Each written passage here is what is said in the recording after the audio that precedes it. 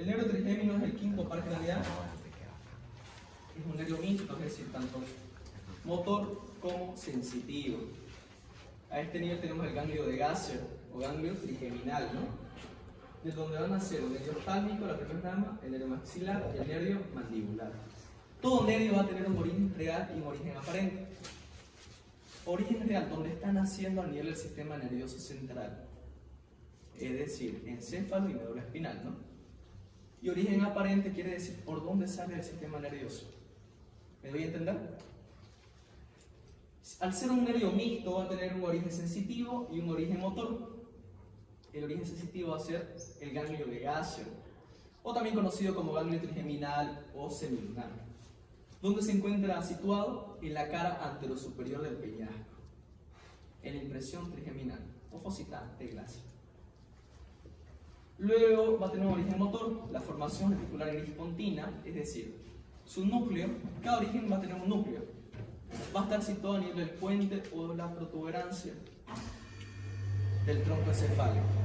Les adelanto, tronco encefálico, mesencéfalo, puente protuberancia y médula oblongada. ¿Ya?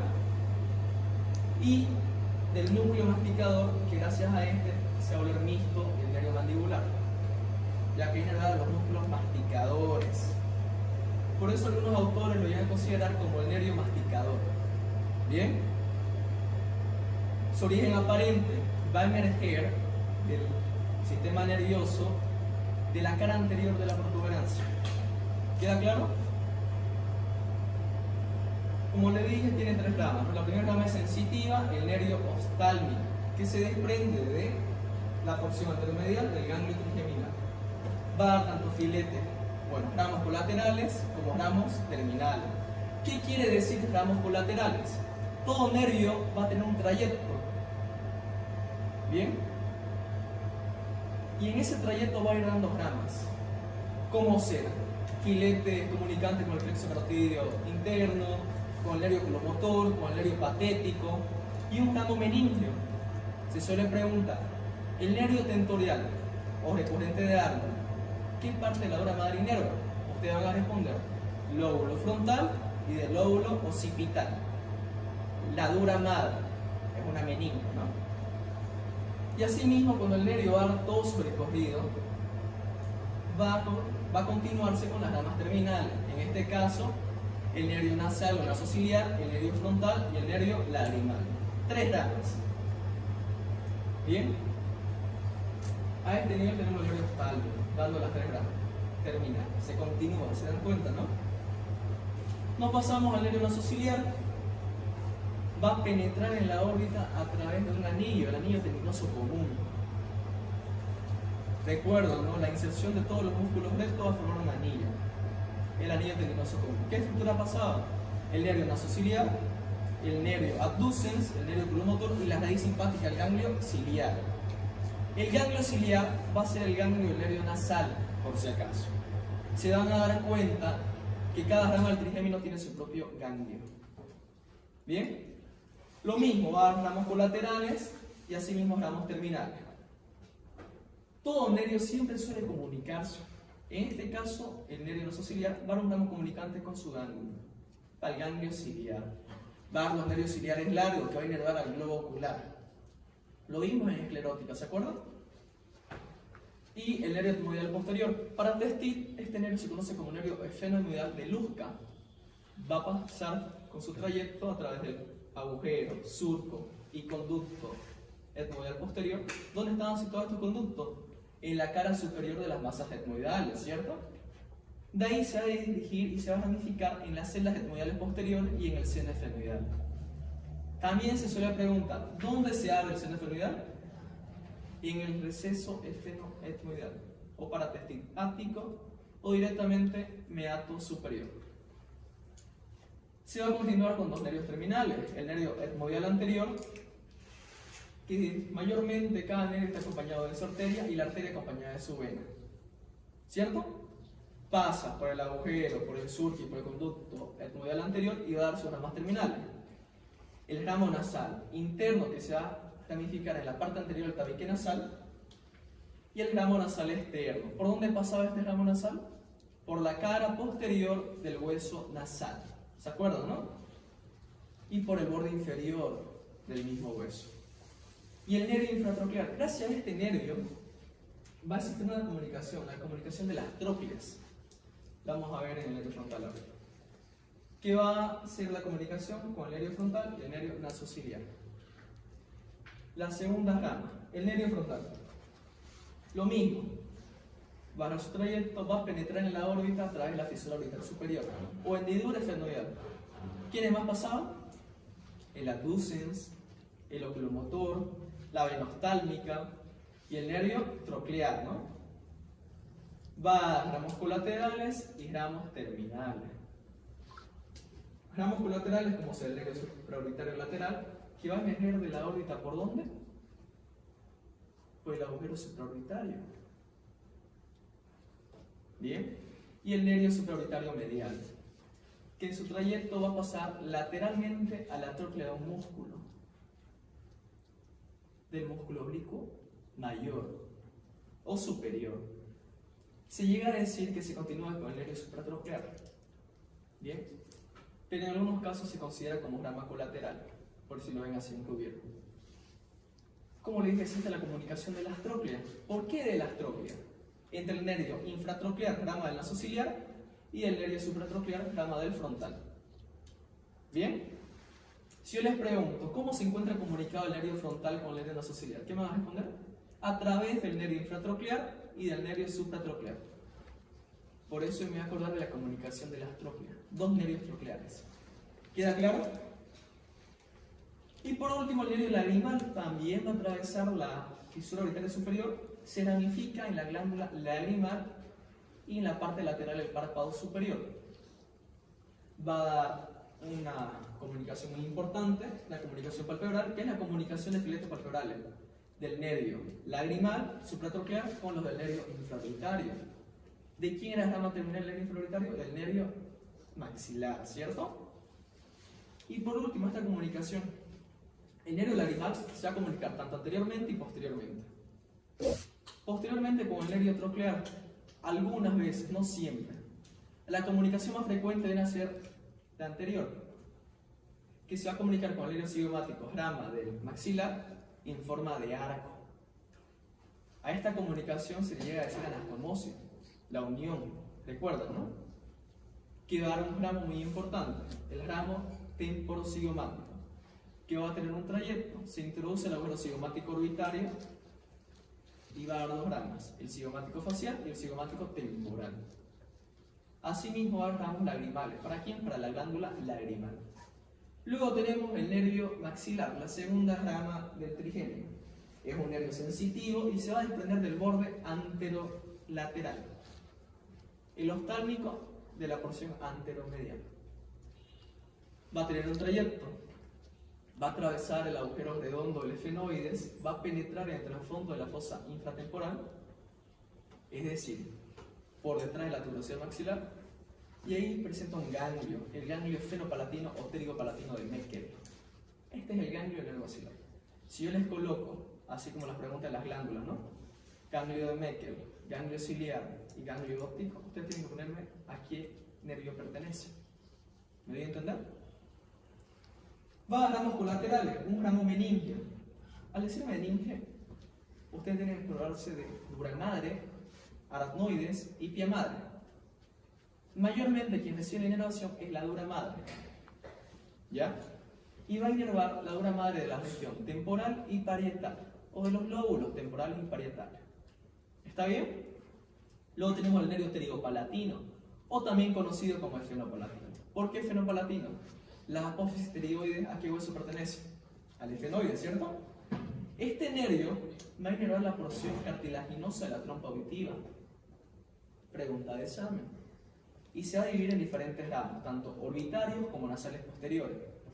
Asimismo, en su trayecto va a dar ramas colaterales, como ser el nervio nasopalatino. ¿Por dónde pasaba? Por el agujero incisivo. Todo agujero conducto siempre se pregunta, a menos va a entrar uno. Para el examen pasado, bueno, el año pasado al final entró por dónde pasa el nervio mandibular, la ventana oval, perdón, el agujero oval. El nervio faríngeo de boca pasa por el conducto palato-vaginal. El nervio palatino mayor pasa por el agujero y conducto palatino mayor. ¿Quién constituía el conducto palatino mayor? La articulación entre el palatino y el maxilar. Parátesis maxilar superior. Y el nervio palatino menor, que va a pasar por el agujero y conducto palatino menor. Asimismo van a existir los nervios alveolares, superiores, posteriores y anteriores. Los posteriores son muy importantes porque van a formar el plexo dentario superior para la inervación de los molares, los medios para los premolares y anteriores para incisivos y caninos. ¿Queda claro? Se va a continuar con su rama terminal en maxilar. El nervio infraorbitario, que se va a dividir en ramas ascendentes o palpebrales, mediales o nasales y descendentes o labiales.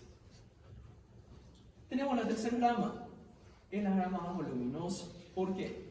Al ser un nervio mixto, tiene una rama tanto sensitiva y motora, ¿no?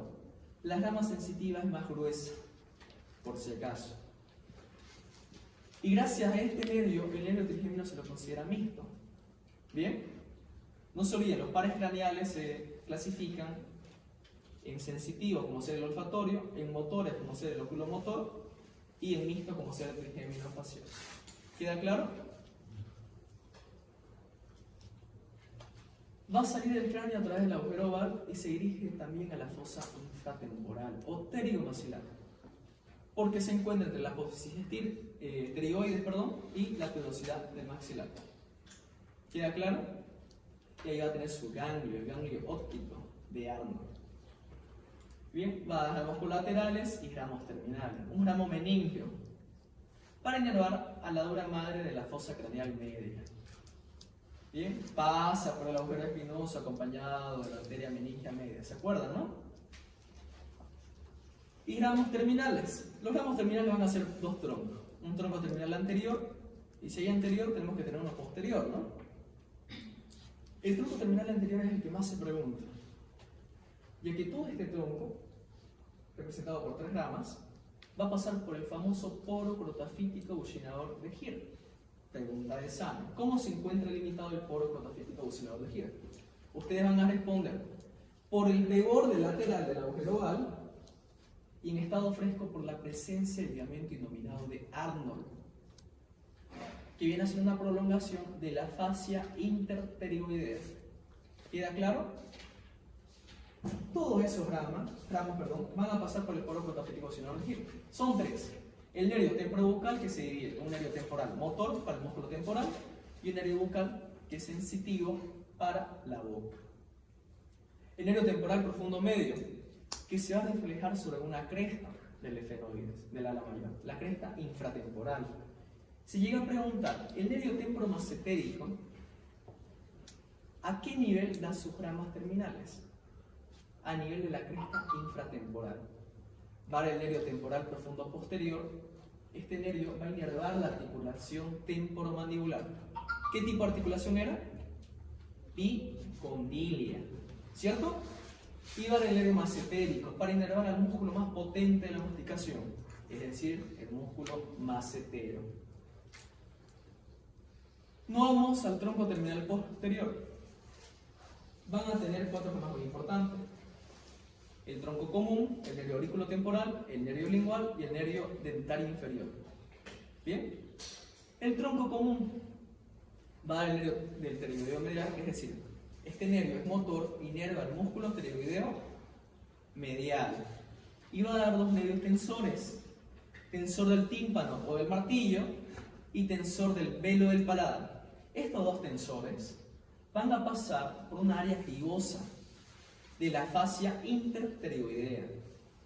Asimismo tenemos el nervio auriculotemporal, que va a dar ramos para la articulación temporomandibular, para el conducto auditivo externo, para la membrana timpánica. ¿Cuál era la función de la membrana timpánica? Separar el oído externo del oído medio.